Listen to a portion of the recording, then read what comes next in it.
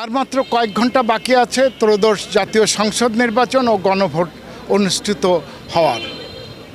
আর এই নির্বাচনকে কেন্দ্র করে অনেক জল্পনা কল্পনা এগুলোকে নিশ্চিত করতে অন্তর্বর্তীকালীন সরকার কঠোর পদক্ষেপ নিয়েছে। তারই অংশ হিসাবে সারা দেশে নিরাপত্তা চাদরে ঢেকে দেওয়া হয়েছে এবং আমাদের খুলনায় এখন কিছুক্ষণ মধ্যেই আমাদের সঙ্গে কথা বলবেন এখানকার যৌথ বাহিনীর কমান্ডিং অফিসার। তিনি কথা বলবেন যে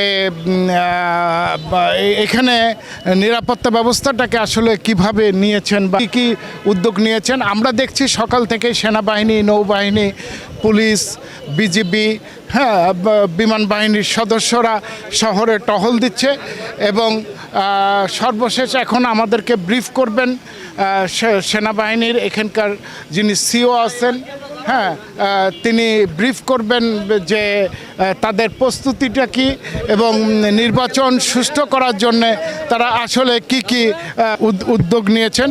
এবং একটু বলে রাখি এই যে আমাদের কোস্টগার্ডটি উপকূলীয় এলাকা পাইকগাছা, দাকব, কয়রা, এই যে উপকূলীয় এলাকা এখানে মূলত কোস্টগার্ড দায়িত্ব পালন করবে। এছাড়া সেখানে সেনাবাহিনী এবং পুলিশ, র্যাব সবই থাকবে। তবে র্যাবের মূলত টিমগুলো 12টা টিম স্ট্রাইকিং ফোর্স হিসাবে কাজ করবে তারা প্রতিটা উপজেলায় এবং তারা যে কোনো জরুরি মুহূর্তে তারা আমরা এখন সরাসরি চলে যাচ্ছি ব্রিফিংয়ে।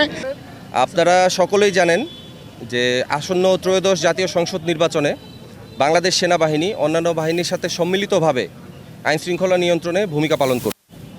এক্ষেত্রে আমি বলতে চাই, আমরা বিগত প্রায় 1.5 বছর যাবৎ খুলনা জেলার মাঠ পর্যায়ে বেসামরিক প্রশাসনকে ইনএড টু সিভিল পাওয়ারে সহায়তা প্রদান করে আসছি।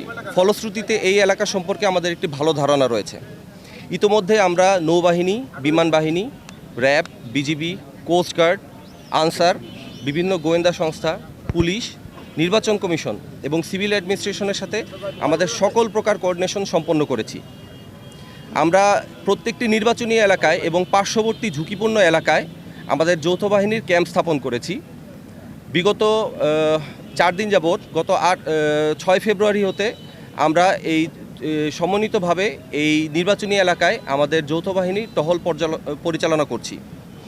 এছাড়া এই এলাকার প্রত্যেকটা ভোট কেন্দ্র আমাদের রিয়েল টাইম সার্ভেলেন্স সিস্টেমের মাধ্যমে আমাদের নজরদারির আওতায় আনা হয়েছে।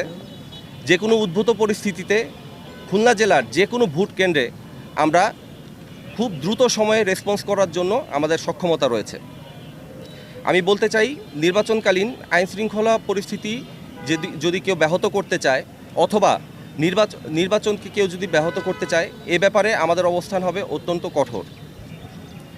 আমি আশাবাদী আমরা একটি সুষ্ঠ নির্বাচন পরিবেশ আমরা উপহার দিতে পারবো এবং আমাদের উদ্দেশ্য একমাত্র নির্বাচন কমিশনকে সহায়তা প্রদান করা এবং নির্বাচনের দিন একটি নিরাপদ পরিবেশ নিশ্চিত করা, যেখানে একটি অবাধ এবং গ্রহণযোগ্য নির্বাচন হতে পারে।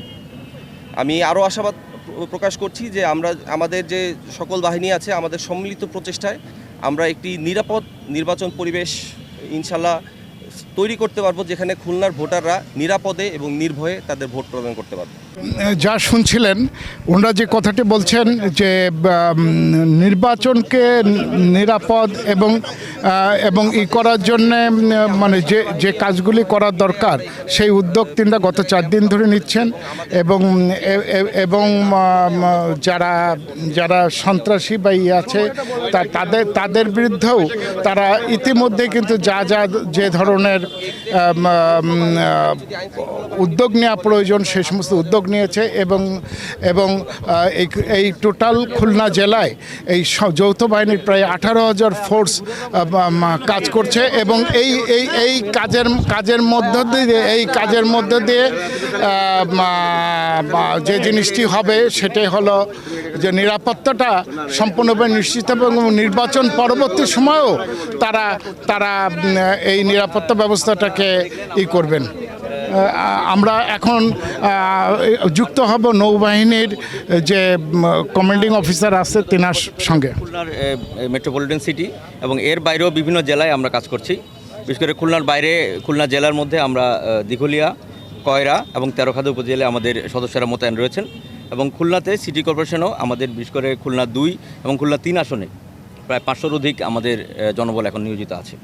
তো আমরা কনফিডেন্ট যে আমরা একটা ভালো নির্বাচনের দিকে এগোচ্ছি এবং আমরা আর্মি, আমরা এয়ারফোর্স সদস্যরা আছেন, পুলিশ, বিজিবি, র্যাব এবং জেলা প্রশাসনের সাথে খুব সুন্দরভাবে সমন্বয়ের মাধ্যমে আমরা একটা ভালো নির্বাচনের দিকে ইনশাল্লাহ এগোচ্ছি।